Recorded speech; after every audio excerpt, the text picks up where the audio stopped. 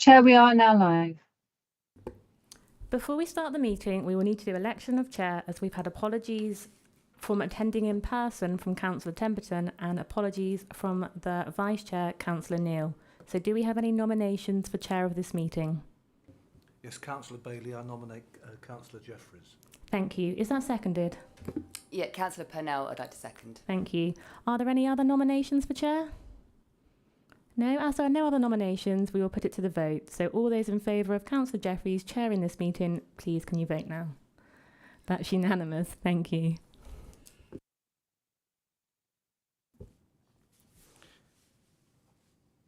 Thank you, Hannah. Welcome everyone to this hybrid meeting of the Executive. Please note that the meeting is being broadcast and recorded. For clarity, voting is only permitted by the members who are present in the room. Any member joining the meeting remotely are able to participate in the debate, but are not able to vote. Agenda item 1, apologies for absence. Are there any apologies? Yes, I have apologies from Councillor Neil. Thank you. I can see the members of the committee who are in attendance and their names will be recorded in the minutes. Please can the clerk confirm if any members are joining remotely and if those members could confirm their attendance when Hannah calls your name. Thank you. I can see that Councillor Temperton is attending online. Present. Thank you. Agenda item number 2, declarations of interest. The full text for declarations of interest is set out in the agenda. If any member has disclosable pecuniary interest or an affected interest to declare, please indicate and I will come to you in turn.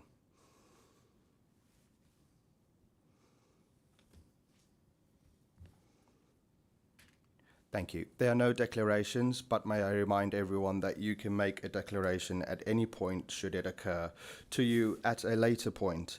If anyone declares a disclosable pecuniary interest, we'll need to leave the meeting when we get to the relevant item. Agenda item 3, minutes from previous meeting. Are members happy to approve the minutes of the meeting held on the 19th of March 2024? Yep. Can I get a seconder? Chair, Councillor Bibbo seconds. Are all members in favour of approving the minutes? Thank you. Agenda item number 4, urgent items of business. Are there any urgent items of business that anyone would wish to raise? No, none notified. Thank you, Claire. Agenda item 5, development of a new housing allocation policy. I'd like to invite Brian Daly, Head of Housing, to present the item. Thank you, Chair. As members can see, this is the development of a new housing allocations policy, which was initially presented and agreed for a consultation of a draft policy in November 2023. We went out to consultation, as included in the report, which closed at the end of January 2024, and received 318 responses. This also included a member workshop, stakeholder forums, internal and external partnership meetings.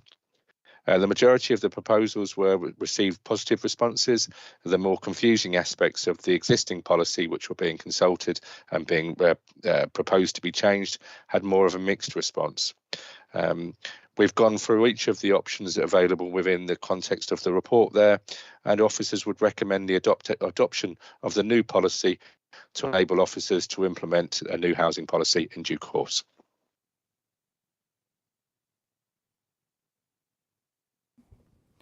Thank you, Brian.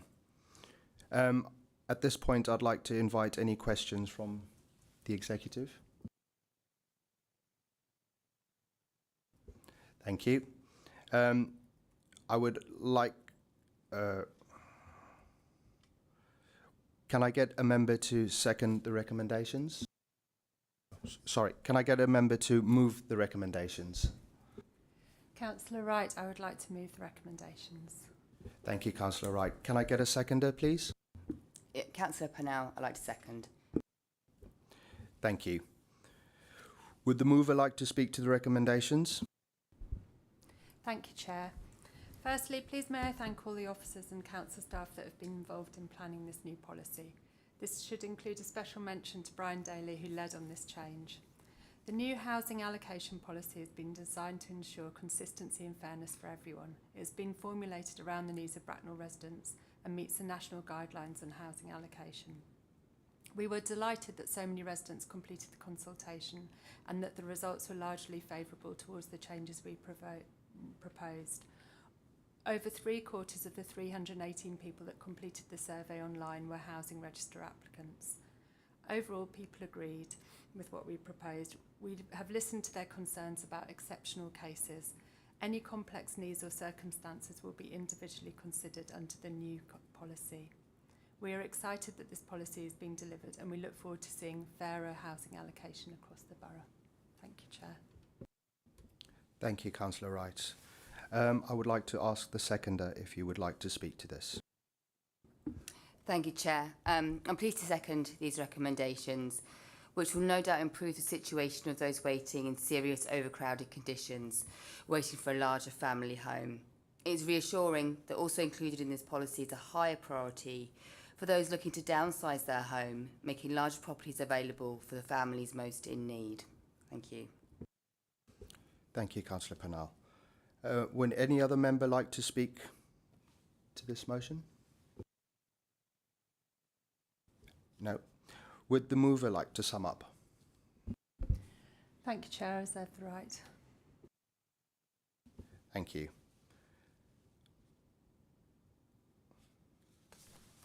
Are there any against the recommendations? No. Okay. Oh, sorry. Are they all those in favour? Please, can I ask you to raise your hand and vote? Thank you. No abstention. Thank you. Sorry. I'll get the hang of it, I promise. Moving on to agenda item number 6, Household Support Fund and Financial Hardship Action Plan. At this point, I'd like to invite Katie Flint, Policy and Performance Lead, to present the item.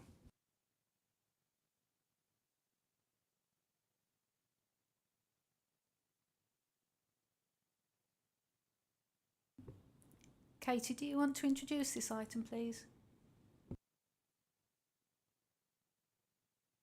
Absolutely. Good afternoon, everyone. So this is the paper for the Household Support Fund and Financial Hardship Action Plan. So this paper has two halves to it. Firstly, covering off the proposals for the use of the Household Support Fund 5. This specifically covers the period from the 1st of April through until end of September and is grant funding provided by the DWP. So you'll see that there are a series of options there set out within the paper that will mean that we can get this grant funding to residents who are low income across the borough.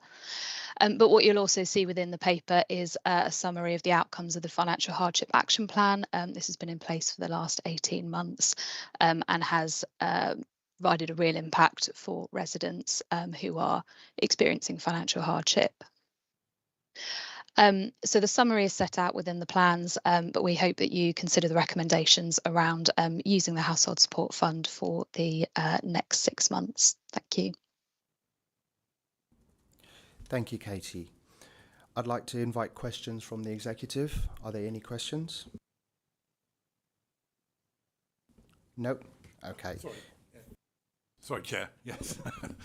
Thank you, Kate. Why only 6 months, and what is the process for extending that? That's a great question. So the funding is provided directly from the DWP that enables us to deliver the recommendations within the report. So each of those different options are possible because of the grant funding received by the DWP. This is the 5th time that the Department for Work and Pensions have provided that grant funding for the council. It's something they offer nationally to all councils and has been in place for the last few years. So very much the recommendations that you see in the paper are due to that funding that is available and depend on the Department for Work and Pensions extending that funding beyond the grant period currently set out. Thank you. Thank you, Councillor Bidwell. Can I get an executive to move the recommendations? Thank you, Chair. Councillor Wright, I'd like to move the recommendations. Thank you. Can I get a seconder? Chair, I'd like to second. Thank you. Would the mover like to speak to the recommendations? Thank you, Chair. Again, a special mention should go to council staff, especially Gráinne Siggins and Sharon Warner and their team. When it looked like the Household Support Fund was going to be discontinued, they lobbied central government, writing a letter illustrating the positive influence the previous fund has had on local people here in Bracknell. They joined our leader of the council, Mary Temperton, and the Local Government Association as a collective voice from across the country campaigning for the fund to be continued. Once the fund was secured, the officers worked on designing a programme that ensures that those who are struggling in our borough get protection. The Household Support Fund has been a lifeline to low-income households during the cost of living crisis. It keeps children fed during school holidays, people warm during cold spells, and gives people their dignity. As a council that is for everyone in the borough, we are glad to see that this fund is continuing. Thank you, Chair. Thank you. Would the seconder like to speak to the motion? Yeah, thank you, Chair. I'm happy to second these recommendations. The extension of this fund was by far the most welcome aspect of the parliamentary spring budget, even if pressure from councils such as our own was required. This gives the most in need the extra help and support that they need simply to make ends meet. Thank you. Thank you, Councillor Pennell. Would any other member like to speak? No. Can I ask the mover to sum up? Would the mover like to sum up? Thank you, Chair. I don't have anything else to say. Thank you. All those in favour for the recommendations, please can I ask you to raise your hand? Thank you. Moving on, agenda item number 7. Biodiversity Action Plan 2024 to 2029, consultation approval. I would like to invite Andrew Hunter, Executive Director, Place Planning and Regeneration, to present the item. Thanks very much, Chair. So this is to present to the Executive the draft Bracknell Forest Biodiversity Action Plan, which will cover the period from 2024 to 2029. And it's asking you to go out for a 4-week public consultation on the document. So Bracknell Forest and its residents have a commitment towards protecting and enhancing nature in the borough, and the draft plan builds on our previous biodiversity action plans which we've had in place since 1997. The plan before you has been co-produced with input from key stakeholders who make up what we call the Bracknell Forest Nature Partnership. The first biodiversity action plan, as I mentioned, was published in 1997, and since then we've been doing 6 yearly updates, with the previous plan running from 2018 to 2023. The aim of this plan is to enhance the biodiversity of Bracknell Forest, and the draft plan contains 10 overarching objectives, and these objectives guide the plan and link through to measurable targets. So there's general themes within the plan, and these are target based, and then there are specific habitat action plans contained, and those cover the important habitat types within Bracknell Forest, including grassland, woodland, rivers and wetlands, heathlands, farmland and urban areas. And we have targets set against each of those over this plan period. The consultation set out in section 5 of the document, but essentially we are looking to do a mainly online council response to this document because it has been well shared with partners and developed with partners, but there will be opportunities for people to contact us if they want to talk to us specifically about elements of the plan, and that's set out in 511. Just finally, I just want to draw the executive's members draw the executive's attention to 6.6, which just includes those people who've been involved in the co-production of the draft plan. So you will see that that's a wide variety of groups from across the borough. Happy to take any questions, Chair. Thank you. Any questions from the members?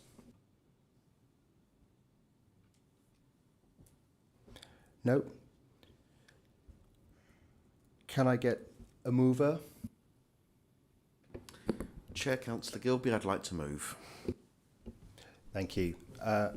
I'm happy to second. Would the mover like to speak? Thank you, Chair. Firstly, I would like to commend the work done not just by officers, but as the Executive Director mentioned, all those involved in the initial feedback process. Our local environmental groups serve as an important conduit, providing critical information on what our borough needs, and I thank them for their efforts. It should go without saying that upholding the borough's biodiversity is a necessary goal and inextricably linked with this borough's strategy on the climate change emergency. In grassland habitats, we have an important duty to protect harvest mice, bumblebees, ragged robins, amongst others.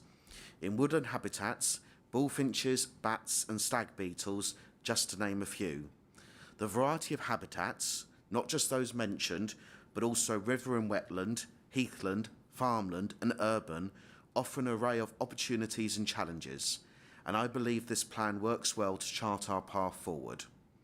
Should the Executive approve this plan for consultation, I would encourage all our residents and stakeholders to get involved in the process. The more feedback we have, the more we can perfect our efforts. Colleagues, I move recommendation 2.1 contained in the report. Thank you, Chair. Thank you, Councillor Gilby. As the seconder, I'd like to reserve my right to speak to this. However, I will also ask, would any other members like to speak to this? Okay. If no one's going to speak to this, all those in favour, may I ask you to... Oh, sorry. Yes. Would the mover like to sum up? Thank you. Thank you, Chair. I have nothing to add. Thank you. All those in favour, can I get you to raise your hand, please?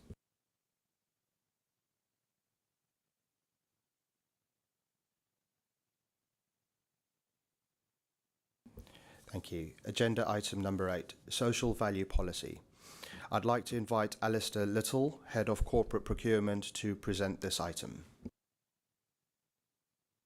Thank you, Chair, and good afternoon, everyone. This proposal is to adopt both a new social value policy and the underlying local target matrix that we will be using to support that policy. The matrix itself was developed through detailed conversation with the Community Cohesion and Engagement Partnership and the Bracknell Forest Climate Change Summit, though I would say it is an area that we acknowledge that due to time constraints we weren't able to have the level of consultation we would have liked on this occasion.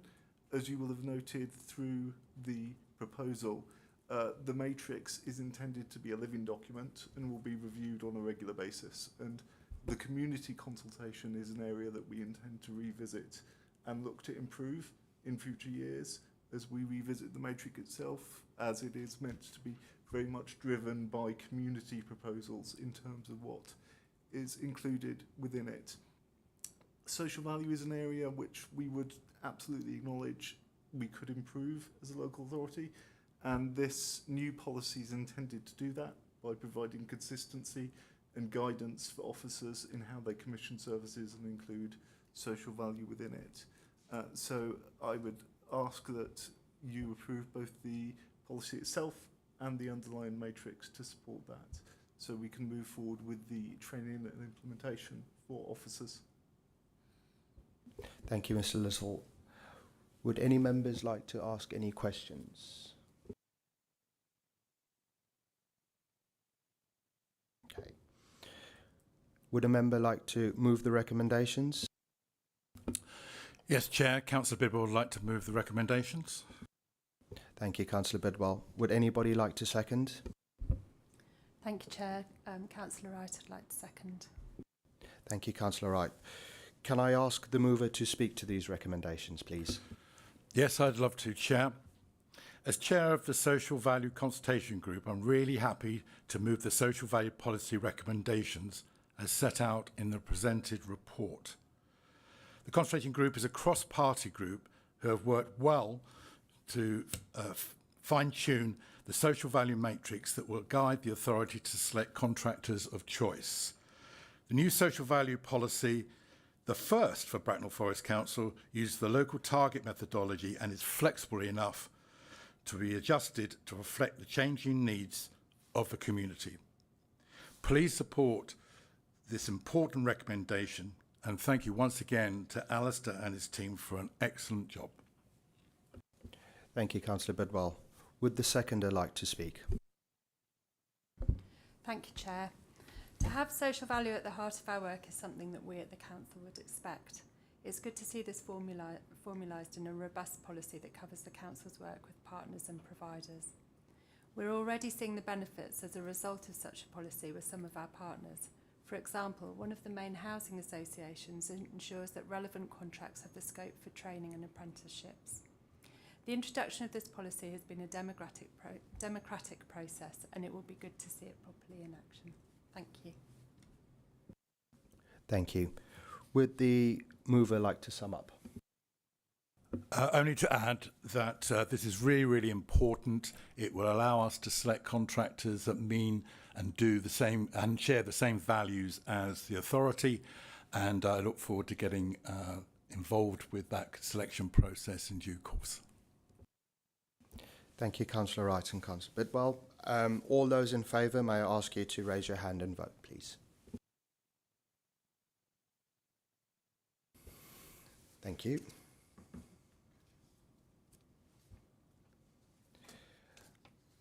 I would like to declare the meeting closed.